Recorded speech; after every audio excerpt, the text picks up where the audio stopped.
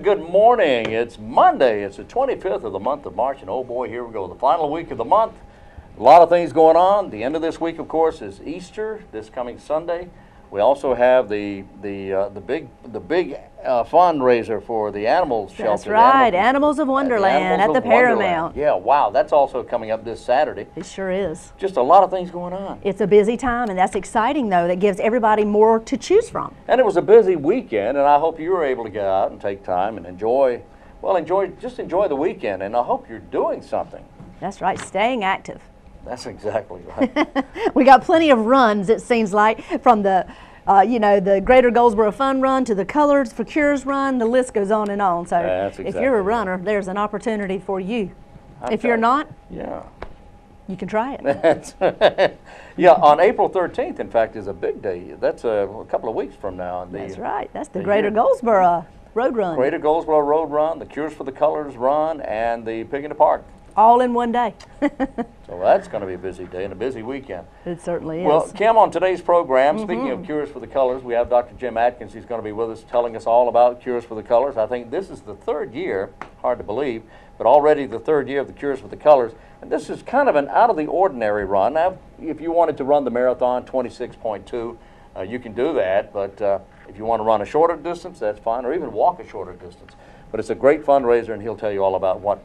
And it's the story behind the name, Cures for the Colors, is an interesting story. He's going to tell us all about that. That's exactly right. And also we'll have Sheriff CAREY Winders is going to be with us today. We're going to be talking about weapons.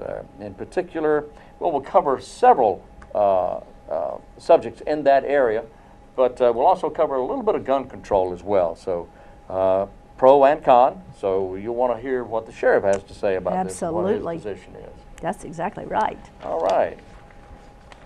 Well, see, Wayne, recently, of course, we had the daylight savings time change. And it's been a little while now, been a couple weeks. But there's some tips if you haven't recovered from that, if your body hasn't quite adjusted, there's a few tips on coping with daylight savings time. So are you ready for this, Wayne? Go ahead. All right. Some of the tips are, for the 2 weeks after the time change, get up 5 to 10 minutes earlier every 2 to 3 days. I don't think so. You don't think so? All right. Okay, but let's say that again. Say that one more time. For the 2 weeks after the time change, get up 5 to 10 minutes earlier every 2 to 3 days. So start getting up a little bit earlier every day, I guess, to get your body adjusted to that extra hour. That's just a tip, Wayne. Oh, okay. Another tip, exercise 30 to 40 minutes in a bright light before 5 p.m. Right. In a bright light. In a bright light. Yep. All right, that's another one. So what? So you see your feet? I mean, what's that all about? I guess it's so you get used to it being the sun is up and you're used to being in bright sunshine. You're pretending like you are. I knew that. Yeah, of course. Right. Eat at least 3 to 5 hours before you go to bed. At least. You eat what? You eat your dinner. 3 to 5 hours before you go to bed. Yes. Okay. Don't drink caffeinated beverages after noon. Well, yeah. After 12 o'clock noon. That makes sense. For a lot of people, that's really a big deal. It causes them not to be able to sleep, and it makes it very difficult for them to go to sleep. That's true. That's true. Difficult. Limit alcohol to 1 drink with dinner, and do not have alcohol after dinner. That's a tip. Moving forward, Wayne. Right? Right. Don't do any computer work during the hour before bedtime, really. It says instead relax by reading, listening to quiet music, or watching TV. That settles you and calms you down, gets you ready for bed. Don't take your computer to bed with you, right? That's right. Okay. That's what they say. It's a tip. It's a tip. Last tip, stay out of your bedroom until bedtime. If possible, do not work in your bedroom. Work in your office or in your family room or something like that. Don't take your computer to bed with you. Those are tips on coping with daylight savings time. Okay, Bruno can't go home until after Superstorm Sandy. He can't? Still can't go home. Why is that? Because Bruno is an adult Rottweiler. The last remaining animal at the Long Island, New York Emergency Pet Shelter opened after the storm. Now, the Nassau County SPCA is looking for a new home for Bruno. Newsday reports his owner had to find work out of state and could not bring Bruno with him. Poor thing. The emergency shelter is closing next week. The SPCA website describes him as a good, intelligent Rottie who walks well and would do good with somebody who truly understands the Rottweiler breed, as he has his stubborn moments.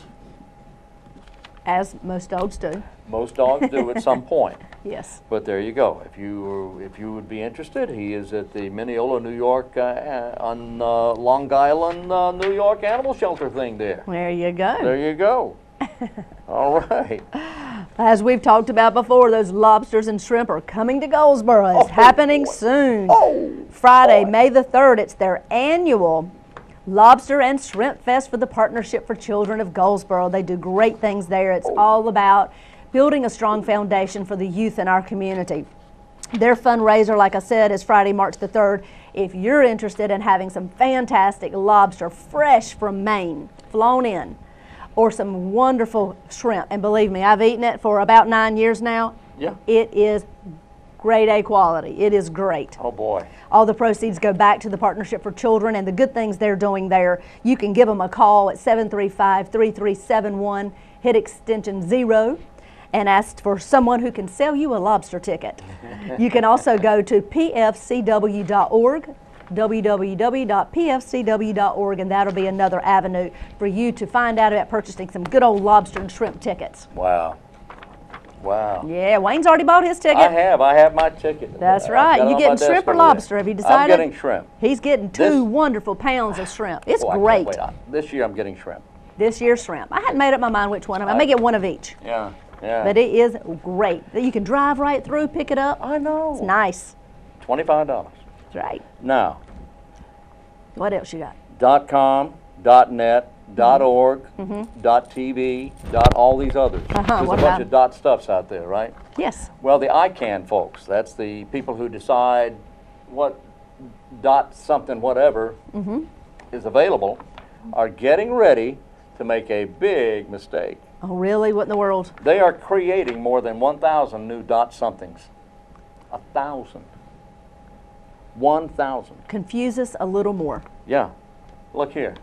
Page full of them. Right here. Pages all those are different. Yeah. And I got 1, 2, 3, 4, 5 different columns, and they're going to do this. They're going to do this. Dot and A-N-D. Dot architect. Dot attorney. Dot black. Dot boo. Dot build. Dot bank. Dot data. Dot deals. Dot engineer. We're going to really have to pay attention. We can get really confused on this one. And dot international. Dot theater. Dot tattoo. Dot, anyway, some of them you can read and some of them you can't because there's people will throw things at you. But dot Okinawa. Okay, there you go. I was looking for that one. Oh, no, you were. Dot Zulu, dot Blanco. Anyway, it goes on and on and on. And just be on the lookout for that over the next couple of years. They're going to do something. And big changes in technology. That's all wrong. Sorry. Well, Wayne, let's see. I believe our first interview today is the cure for the colors. Oh, let's find out a little bit more about that. Okay, yeah, we spoke to Dr. Jim Atkins of Southeastern Medical Oncology. And Sheriff Winders. That's right. Both those gentlemen are going to be up right now here on WGTV Today.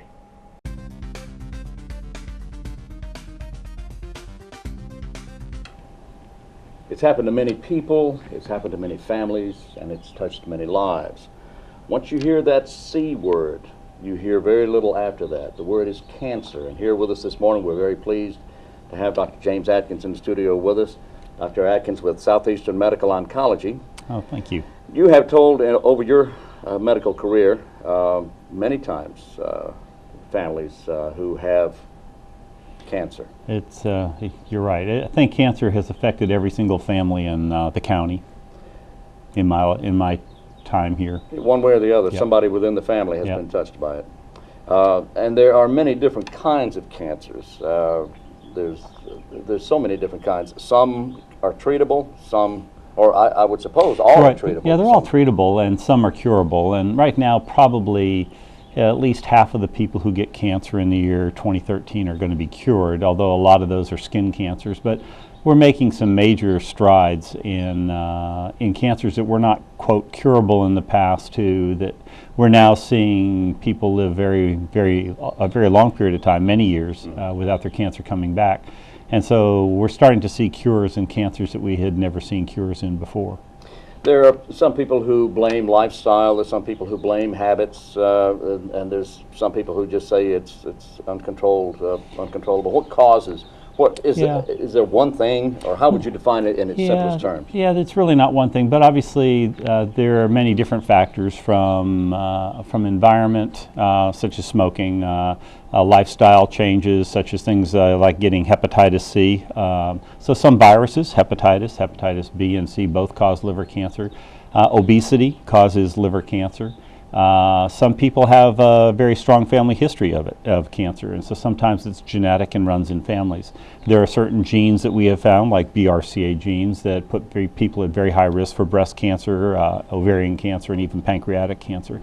So there's genetic factors, environmental factors as well as things that we do to ourselves that put us at risk. The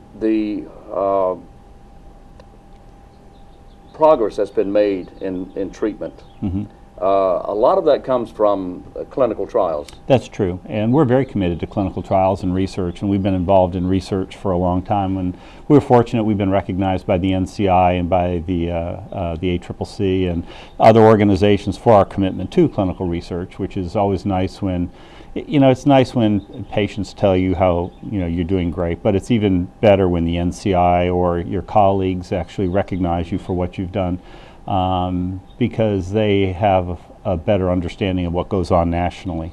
And so yes, we're very committed to clinical trials, and I think that that's critical. Sometimes to cure cancer you need more research, and sometimes to cure cancer, though, you need a gas card. I was talking with a patient in Clinton not too long ago that he had head and neck cancer. He came to see me. He didn't need to see me. He needs to see the guy next door, the radiation therapist, because he didn't need chemotherapy. He just needed radiation to cure his cancer, and he'd be cured. And he said, I live 18 miles from here, and he said, I got a car, just can't get there. So he didn't have, assuming he gets 18 miles to the gallon, that's 2 gallons a day, 5 days a week for 6 weeks. He didn't have, and $4 a gallon, he didn't have $8 a day to get back and forth to get his radiation. So for him, more research wasn't the issue. For him, he just needed a gas card in order to get cured for his cancer. And that's the case in many times. It really is. That they just can't afford to get to the doctor's office. And so that's part of the reason why the 501c3 was developed, to help raise funds for people in eastern North Carolina, the Cures for the Color event by Southeastern Cancer Care, because there are people like that, and more than you think. I know the recession's over because I saw it on the internet, and I know you can't put anything on the internet that's not true. That's right. I saw that on TV. Oh yeah. So I know that obviously there's a lot of tongue-in-cheek there, but there are people, and I saw another gentleman here in Goldsboro that he came in and he said, what do I do? He said, I've already sold everything, and he needed his prescriptions.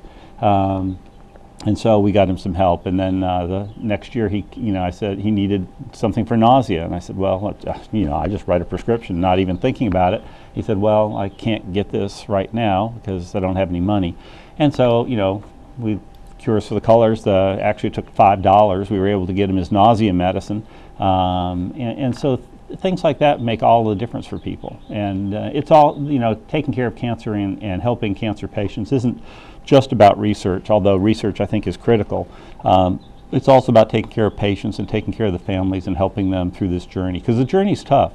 And so, with Cures for the Colors, actually, last year they dispersed $107,000 to people in eastern North Carolina, and 75% of that went to gas cards and food cards. Oh my goodness. So what do the people need?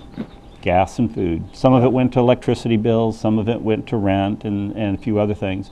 But the money that they raised is used only here in eastern North Carolina. And eastern North Carolina was defined by the board of directors as east of I-95, or including the counties that I-95 traverses. So because western of that area, they have a lot of other options like the Red Door and Susan Komen and other things, but for some reason they don't really come east of 95.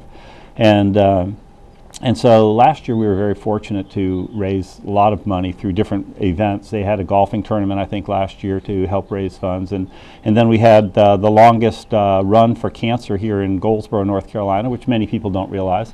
It's also, I think, the only marathon in eastern North Carolina. We have a certified marathon, and it's fairly flat course. So obviously then it's technically a Boston qualifier because it is a certified marathon. And so there'll be people who will actually be running the 26.2 miles this year, but it's a flat run and it's a fast course, and it should be a good time for everybody. So this is a certified, the Cures for the Colors Marathon is a certified 26.2 mile marathon, and it's also a certified 100-miler. The 100 mile is certified, and I would have to think that there may be some people who may be new to the area who are not aware of this, but there is a 100-mile run. Ultra marathon, and we have folks already signed up for it this year. The first year we had the event, we had 3 people actually complete the 100 miles. A girl from Atlanta, a guy from the Pentagon, and a gentleman also here from North Carolina. And so, there are people who are definitely hardcore, who are very into long distance running. I tried to do it the first year. I got 47 miles before I got blisters on my feet and had to get out of the event. But it was the thought. I figured, I should be able to do it, but obviously I wasn't. And it's quite an event. But the good thing too is they have much smaller distances. There's a 5.26 mile loop, so that most people can do 5.26 miles, and it can be walked or run. And a lot of people will do it with teams. Because if you have 5 teams, 19 members on your team, and everybody does one loop, that's 100 miles.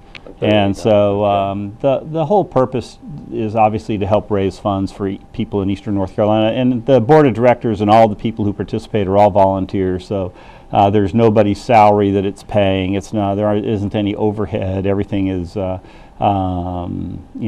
free, basically. The only things that we end up paying for, with the registration funds, obviously, is people get T-shirts, so we do have to pay for a T-shirt, and there's a water bottle or something, some little things that go in a little bag. But almost all the funds that are raised, all the funds stay here in eastern North Carolina, but the vast majority, in excess of probably 95% or more, don't go to these other things. They all stay here to help people. And again, I can't stress enough, the money stays here in eastern North Carolina. Yes, it Very does. little of it goes to anywhere else. Some goes to pay for the T-shirts, but obviously, other than that, it all stays here. Now, April 13th and 14th. That's true, and we're actually going to have a kickoff on the 12th. So that's a Friday night. So Friday night around 7 o'clock for people who haven't finished their registration process and want to get their packets and everything picked up.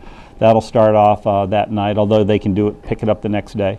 If the weather's good that night, we're going to have the release of the sky lanterns. And for people who don't know about sky lanterns, you just need to Google sky lanterns and see some that have been released. I didn't know anything about them until last year.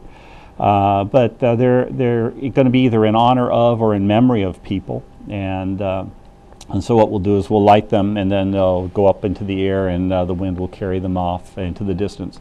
And so that's very pretty. So that'll be done around sunset, or after dark, so that people can see them better.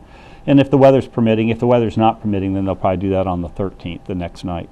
But the event will start 9 a.m. on the 13th and go until 3 o'clock in the afternoon on the 14th, because it takes about 30 hours for a timeline for the 100 miles. I was going to ask how long 100 miles takes. Yeah, and the marathon, I think, has a timeline of about 6 hours, I think, is what their cutoff is to get the marathon in. All right. So there's a 1 mile fun walk, run for beginners and children, for families, right? Yeah, and that's right there. And all of this starts right across from the hospital. And there'll be a path, or you can walk along the road that's there at the in that area, which will be fairly safe for children, and so that should be good. But there'll be a 1 mile. Because some people don't feel up to it. Although we had a lady last year who did the 5.26 mile loop.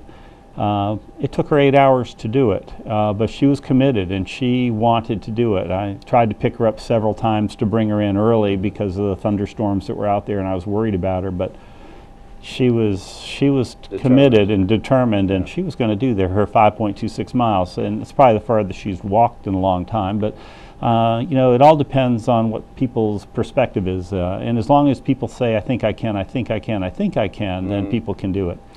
And so this is a great event. This is, again, the longest cancer walk run in America, right here in Goldsboro. Right here in Goldsboro. And you treat a lot of these families and folks. What are the reasons people do this? Well, a lot of the people that are a part of this is because they want to help people here in Eastern North Carolina, and because they know that if they focus in other areas, a lot of the money goes to Washington and doesn't really help people here. And I think people are beginning to understand that we've got to take care of folks at home first, and I think that's critical. Obviously, you know, there's room for everything. We do need more research, and again, we're very committed to that. I just got back from a research meeting this weekend. But we've also got to help take care of the folks who are going through this journey. I've had people lose their houses with foreclosures. I mean, it's going through therapy with cancer is not an easy journey for anybody, and so if we can help them in some way so that they can have food on their table, or so that they can get to their doctor's office, whether it's here in Goldsboro or whether sometimes they have to drive all the way to Raleigh and Durham, and you know, traveling to Raleigh and back that's close to $50 in your car nowadays. That's right. You know, people who have not had been in the situation with cancer in the family, or where they have not been affected by it, they don't understand that little bit can help tremendously. Oh yeah. Just a small amount. That's the gas card, or some way a donation to help someone pay their light bill, or put food on the table. Just that little bit helps. I know, it really is amazing, and we take for granted, I think, a lot of times, you know, and we just don't think about it, but people really are struggling. And I think it's important that we help our neighbors and help our families and help our church families and our regular families and the people here in Eastern North Carolina. Well, Dr. Atkins, again, it's April 13th and 14th, beginning with an opening ceremony the evening of Friday, the 12th. Right. And how do people get involved with this? How do they volunteer? How do they? We do need volunteers. Yeah, we do. We need lots of volunteers.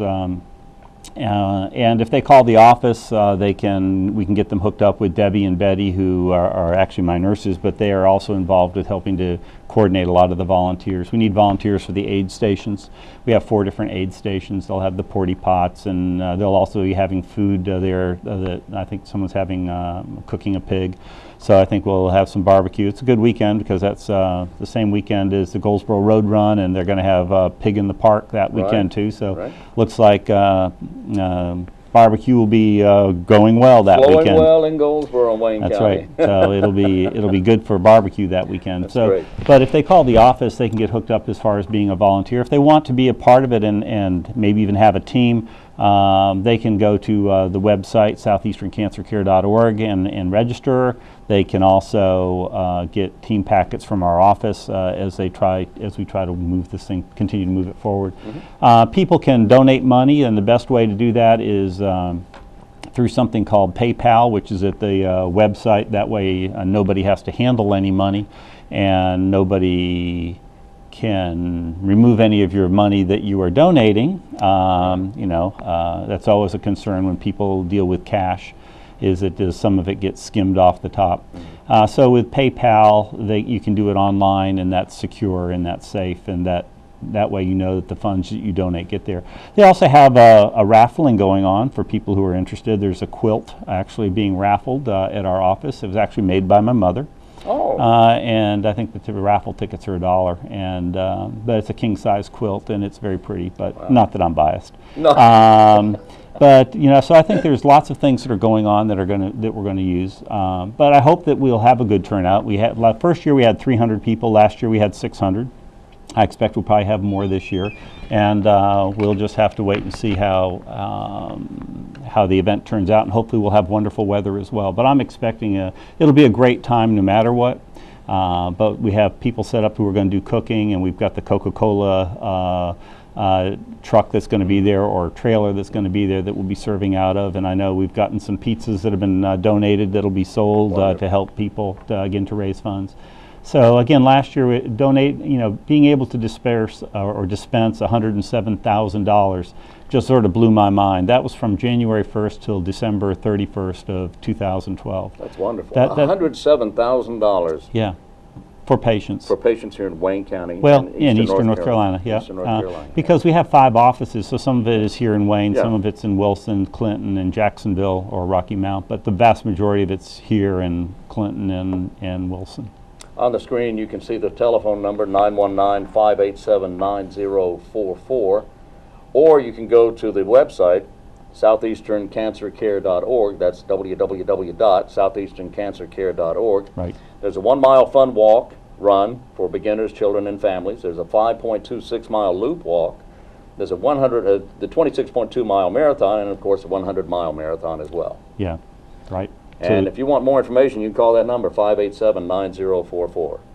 and it's going to be a great weekend. It is going to be a great weekend, and I thank you very much for coming in. I hope this is the first of many visits. Oh, it will be. Excellent. Thank you so much. Thank you. Dr. James Atkins of Southeastern Cancer Care.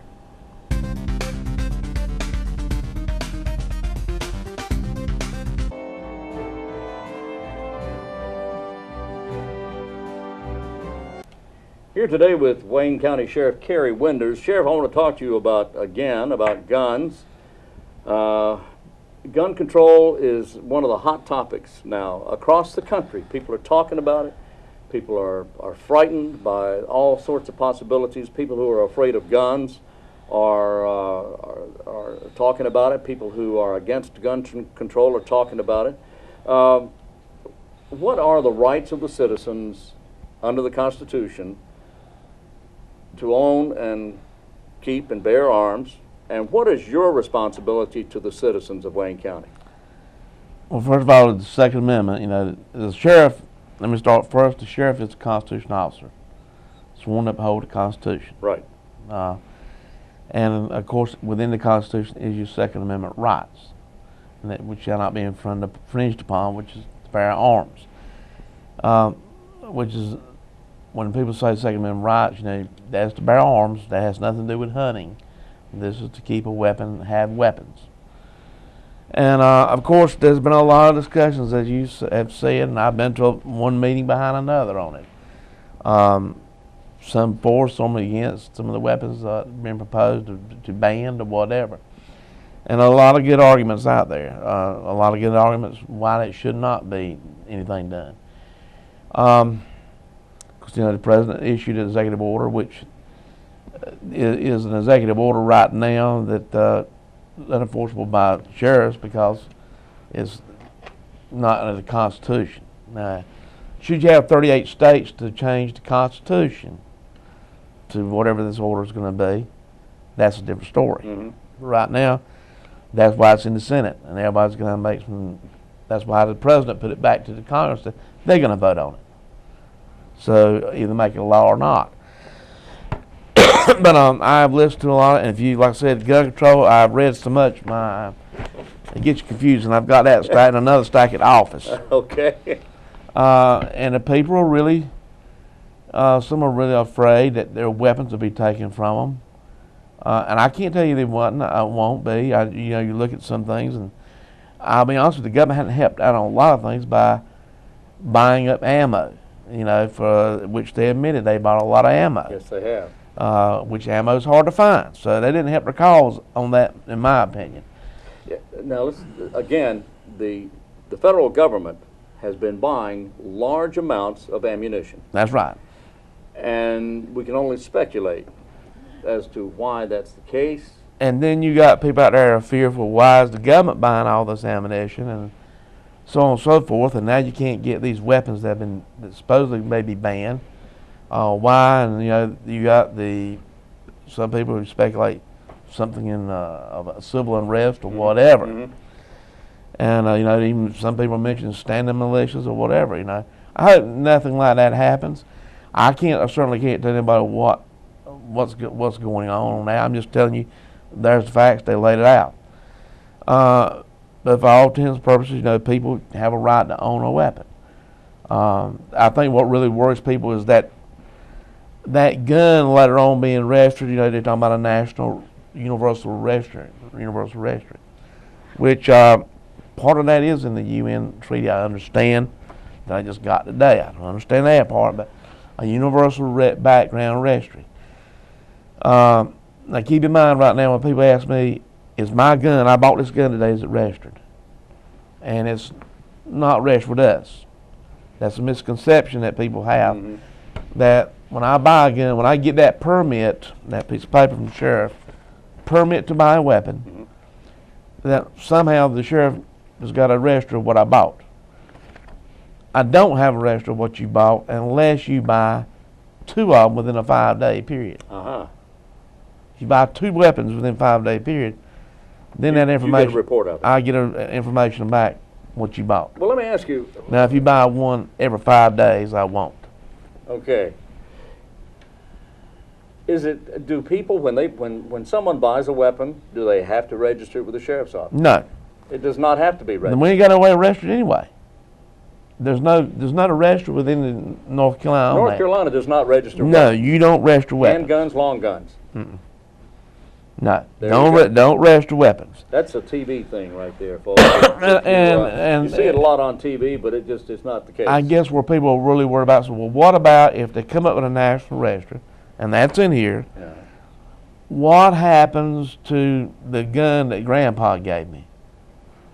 You know, I didn't register it. I got it in my car one day. I'm driving down the road. I get it stopped, and they said, they run it and said, well, this gun's not registered. Well, no, it's not registered. It's my grandpa's. They give it to me. I got it when he died. Now, is any of that going to be so-called grandfathered in? I don't know the answer to that. I don't know. But I'm just telling you, those are the questions that are out there, as well as I think they're putting mental illnesses in part of this, the new gun laws, and a lot of questions are asked. Well, who determines that? Are all people, you know, if you get right down to it, does everybody out here have something, a little mental something? Probably so. What about the guys that come from Iraq that's got, you know, post-traumatic syndrome? Exactly. Are you going to say now they can't? You know, so, and I'm just repeating the questions that are being asked. Right. Well, now, there are already and have been for many, many, many decades, thousands and thousands of gun laws on the books already. And that's what they have. And when those gun laws are enforced, I know you enforce them, when those gun laws are enforced, there's not as much of a problem with gun violence. Take cities that are gun-free cities. The gun laws in those cities say you cannot own a gun at all, like Chicago and similar cities, gun-free cities. And unfortunately, they have a high rate of crime with guns. Right. So what do we do? Well, you know, I don't know, you know, I don't think anybody wants to go back to the Old West. Everybody had a gun on a strap on their side walking down the street. I don't know. You know, of course, you can have a concealed weapon. Yes, you can. You can have that. And the big argument out here right now is the AR-15s or whatever those type weapons.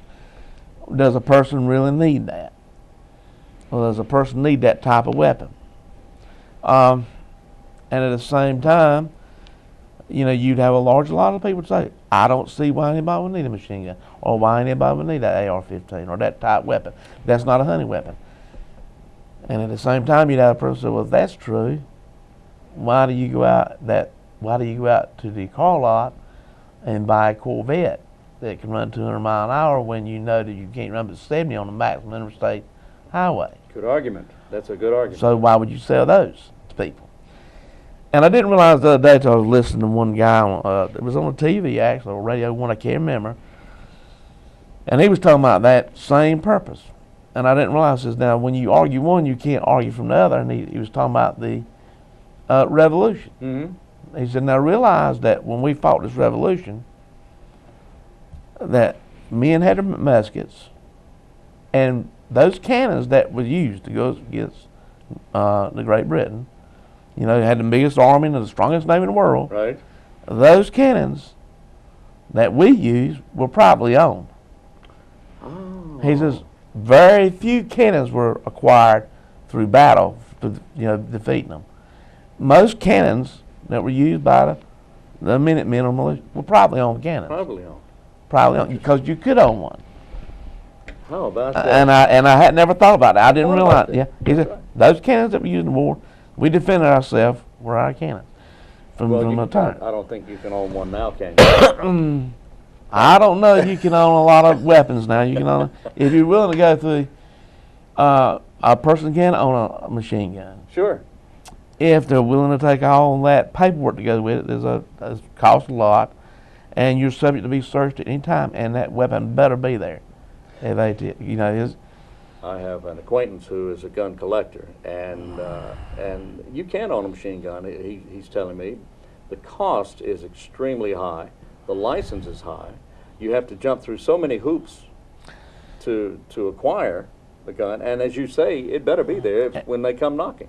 And as expensive ammo is these days, I don't know if I'd want to pull the trigger and let it just empty out no. at one time. Oh, $50. But you do have a lot of people that come to the office, and I tell you, the gun permits. Yeah. People are worried. We've got a lot of people come get gun permits every day, and the concealed weapon classes, booming business right now. The weapons business, a lot of people come in and get a concealed weapon, and once they get a concealed weapon, by the way, permit, they ain't got to come see me anymore for a gun permit. Ever. As long as they keep up their certification, I'm not certification, as long as they keep it current on that gun permit, concealed weapon permit, they can go anywhere and buy that gun. I think one of the main concerns is that people are concerned about the AR-15s and the AK-47s, the assault weapons. Those are the concerns, and the concern is that if those are not banned, then the world will run rampant with that type of assault weapon.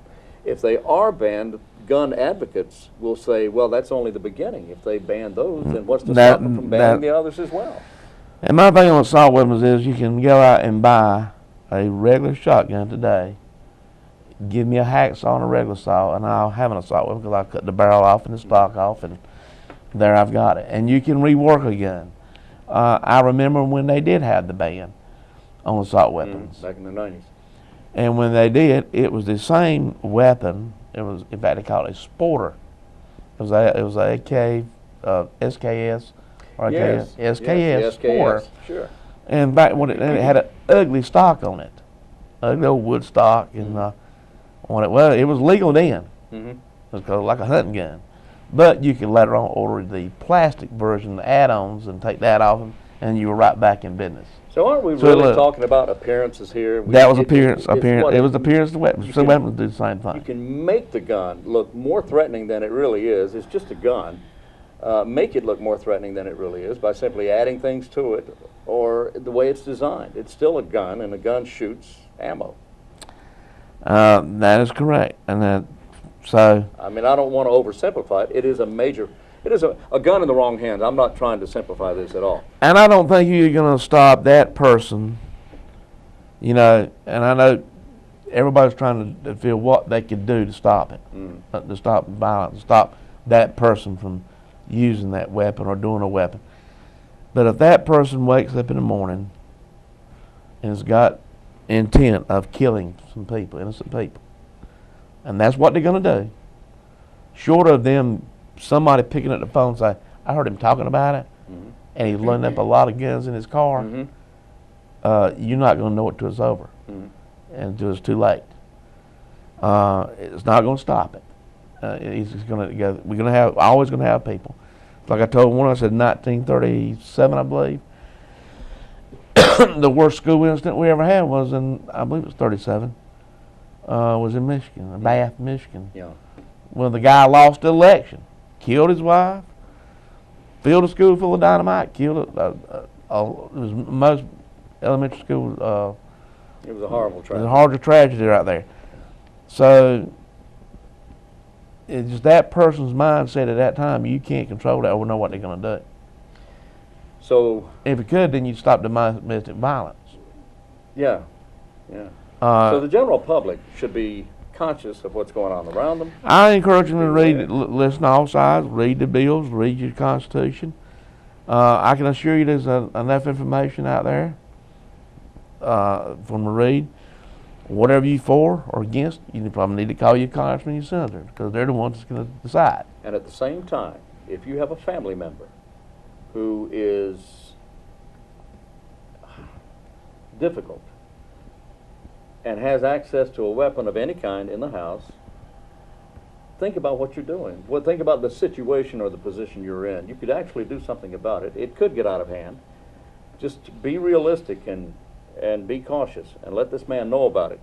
We have people that do call the sheriff's office that have a loved one that they're concerned about that may be going through a various state of depression or whatever, and say, look, I love him, but you know, I really don't. He's talking about getting a gun, or she's talking about getting a gun. If they come to get a gun, please don't let them have one. And they put some reasons down. Now, when people come in and we'll flag them. People come in and you flag them. They come in to talk to you about a gun permit, and you do a background check. And these background checks take a little while. Does everybody get a permit? Not always, no. Not always. You actually turn people down. We do send them away. We turn them down. For various reasons. Various reasons. They're convicted of certain crimes. They won't get them and all that. And of course, they can contest it. They can contest my decision and then go to the judge. We've had some to go to the judges before, and we haven't recently, a long time ago. I know some other sheriffs have, because the sheriff just wouldn't give them a permit. So if someone comes to you and they apply for a permit and you turn them down, they can actually go to the judge and say and they can appeal it. But otherwise, it's better to be on the safe side. I know that some people would be afraid to call you because they might say, "Well, this will go on his record, you know, and it may go against." No record on that. I mean, no record on that. Like I said, we've had people to call us. You know, it's got to be a viable source. Most a close relative. So if a relative calls and says, "Look, my husband is depressed and he's talking about getting a gun," he's talking about doing harm to himself. That does not mean there's anything written down about him. That means that you're going to go out and either talk to him or have somebody. Well, a lot of times somebody don't want anybody to talk to them. The families, we don't want nobody to know. We just want to let you know. Okay. All right. Because they may have been fine 5 months ago, but said this month he lost his job. The wife had left him and everything else, and his world's falling apart. And we want to let you know we've heard him talking. All right. So that gives that heads up. That gives a little heads up, but yeah, it sure does. That helps you out a lot. But I encourage people to read your Constitution. Read your Constitution. Read the Constitution. Stay abreast. Listen to the news. Listen to the issues. You can listen to both sides. Not tell anybody to make up their mind which way they want to go. Listen to both sides. And like I said, it's out there. You know, I believe in the Second Amendment. I'll tell you that. I'm one of the sheriffs that do, but a lot of sheriffs, most of them do that I know of. But I think the way you started this conversation is that you are a sheriff who is sworn to uphold the Second Amendment. The Second Amendment and the Constitution as well. You're a constitutional sheriff, and you're not here to take anybody's guns away from them. No, that's one thing, you know, when it first came out, that is the first thing everybody thought. And that's why I had issues stating, and a lot of other sheriffs that well, the president has made this thing, and now they're going to have the sheriffs going from door to door taking them out. I said, all right. That's not going to happen. I don't plan, I'm not going door to door taking your weapon. I don't, because I can tell you, Major Greenfield will tell you, that'd be a tough day to get people to take. That would be a tough. That would be tough. That wouldn't be a wise thing. So. Well, we've covered a lot of ground today, Sheriff. I really appreciate you talking to us about this. And again, read your Constitution. It's very important. It pertains to you and how and the rights you have and your rights upon which should not be infringed. The Constitution does not give you any rights at all. In fact, you already have those rights. The Constitution protects those rights. And just remember, you know, we did talk when I went up there. I did want to throw that in because one person said, "Well, they're absolute right." Well, I got in trouble because they had a lawyer there that was representing the other sheriff. He said, "Well, no, every right is not absolute either, even though it's granted in the Constitution." And he gave an example, and I'm glad he was able to give an example before they done anything. He says, First Amendment, freedom of speech. Right. Freedom of speech. Just because freedom of speech don't mean you can say what you want to. You can't go into a theater and say, fire. No, you can't. You can't do You that. probably couldn't go into the bank and say, stick them up, just because you wanted to. Can't do that. you've been inciting a riot. So everything is not absolute right there. So Okay, understood. understood that. And just like convicted felons can't own firearms, except for black powder. They can't own black powder. They can own black Convicted powder. felons can own black powder. Black powder rifle and a black powder revolver. They can own that. All right. Not a rim fire or a center fire. Gets complicated. That's it. Yep. I'm glad you're a sheriff. Thank you. Thank you. Keep it straight. Thank you right. very much. I'm Wayne Allen with Sheriff Carey Winters.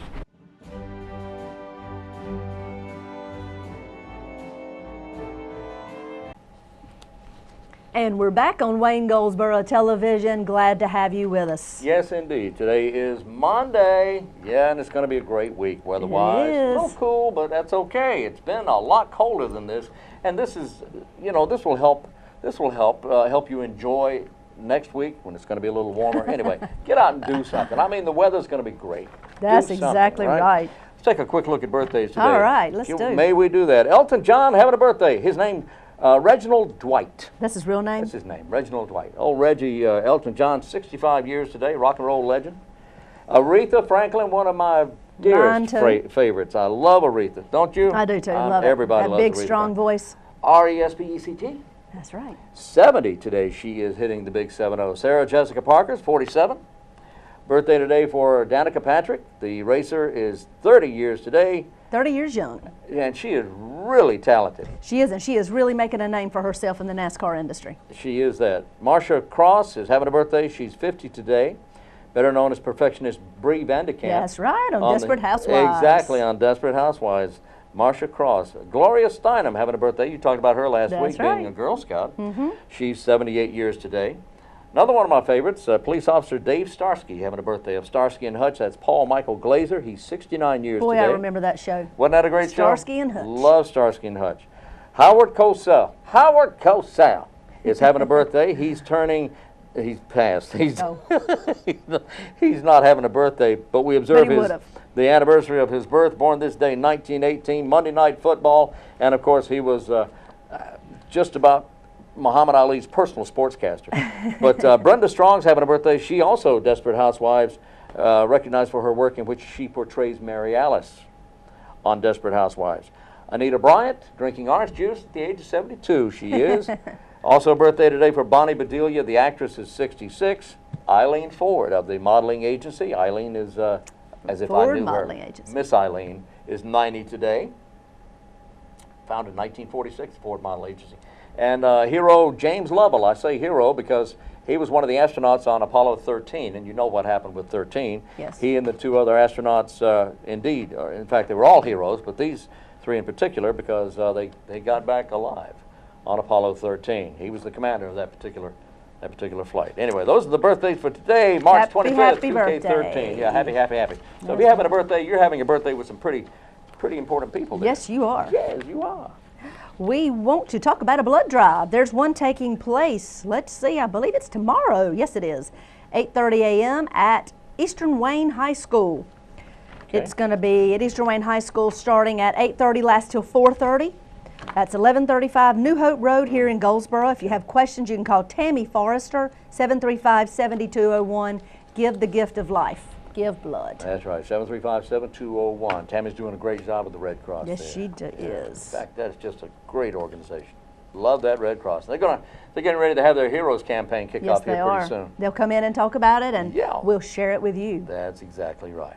So what else do we have there? Well, there's a support group, Wayne, for the congestive heart failure group. That's they meet at Wayne Memorial Hospital in the rehabilitation gym, which is down on the ground floor. And of course, that's 2700 Wayne Memorial Drive. Living with a chronic condition, Simone Kessler is going to be the instructor in this, and she's going to hold the seminar. She's an RN, got her BA, BS, the list goes on and on. For more information about this support group, you can call Donna at 731-6304. And like I said, it's a support group for congestive heart failure. Meeting Monday, March the 25th, 6 p.m. All right, and coming up, teens and parents and teachers and youth leaders are advised. The abstinence essay contest getting ready to kick off again. The deadline for that is May 15th. Students who plan to participate must complete an abstinence essay entry form, and that form is available by going to wayneteens.com, wayneteens.com. ATKINS.com. You may also call the health department at 731-1290 and obtain an entry form that way, 731-1290. There's some fantastic prizes for the person who wins first, second, or third place. And if you want information again, 731-1290. They do have some great prizes. Yes, they do. Well, Wayne, have you thought about what drinks you can drink that are anti-aging drinks? Did you know there was such a thing? I didn't know, but my goodness, what are they? Let's share the word, right? Please, tell me, quickly. Some anti-aging drinks I'm aging here. What are they? Hold on, we'll stop it. Pink grapefruit juice for smoother skin. Does it have to be Did you pink? know that? Well, that's what they say. Pink grapefruit gets its pink-red hue. Yes, it does. From something or another. Lycopene. Yeah. Yeah. That'll keep your skin smooth according to the study published by the European Journal of Pharmaceuticals. Let's see. Researchers found that the 20 individuals studied, those who had higher skin concentrations Of lycopene. had smoother skin. That is found in pink grapefruit juice. How about that? To smooth your skin, drink pink grapefruit juice. You get lycopene from something else too, but I know, but I can't remember what it is. yeah. that's Isn't that interesting? Pink grapefruit juice for smoother skin. That's right. Another drink, of all things, for those that are age appropriate, alcohol to ward off Alzheimer's disease. Did you know that? Well, no. Well, let's give some more details on that. Please. Drinking alcohol moderately, which means 1 glass a day for women and 2 daily for men, may ward off dementia and Alzheimer's disease. As we age, brain cells die, leading to gaps that slow nerve transmission within the brain and between the brain and the rest of the body. Moderate drinking appears to somehow prevent these potholes. How about that? Scientists aren't sure why, but in high doses, however, alcohol will kill the brain cells, leading to brain damage that may manifest itself into permanent memory loss. So That's high doses. that's very high doses. High doses. So they're saying drink moderately, 1 glass a day for women, 2 glasses for men, may ward off dementia and Alzheimer's disease. Nah, nah, nah. Huh? Well, how big a glass? It doesn't say, does it? No, it doesn't. Okay. Moderation is the key term here. Moderation. Cocoa for a healthier heart. Who? Drinking cocoa. Oh. The Kuna people of the San Blas Islands off the coast of Panama have a rate of heart disease that is 9 times less than that on the mainland. The reason? The Kuna drink. Tuna. Plenty of beverage made with generous portions of cocoa, which is usually rich in flavonols that help preserve the healthy functions of the heart vessels, maintaining a youthful heart. Man, it's all kinds of things. It lowers high blood pressure, type 2 diabetes, kidney disease, and dementia. So drink some cocoa. Cocoa. I think everybody loves cocoa. Yeah, I would think Sure. so. There you go. I like that too. Oh yeah, beet juice. I love beet Do juice. you really? Oh, I love it. Not a Yeah. fan. But that's Oh, okay. Sorry. Beets are rich in naturally occurring nitrates, yeah. which unlike unhealthy artificial nitrates found in processed meat, it may be beneficial. And the list goes on. You want to read this? Yeah, it says in beets, now a 2011 study in the journal Nitric Oxide. Can you believe that? There's a magazine called Nitric Oxide. Don't that sound exciting? Older adults who ate a nitrate-rich diet got a boost in blood flow to the frontal lobe of the brain, an area commonly associated with dementia. Poor blood flow contributes to age-related cognitive decline. Scientists think that the nitric oxide, a compound that keeps blood vessels supple, Yes. helps increase brain blood flow. Cabbages and radishes are also naturally contain nitrates. So you can drink beet juice, eat some beets, Eat cabbage and Oh, radishes. I love it. There you go. Green tea and then soy milk, 2 other things that are giving you good examples of things to keep yourself healthy and looking good.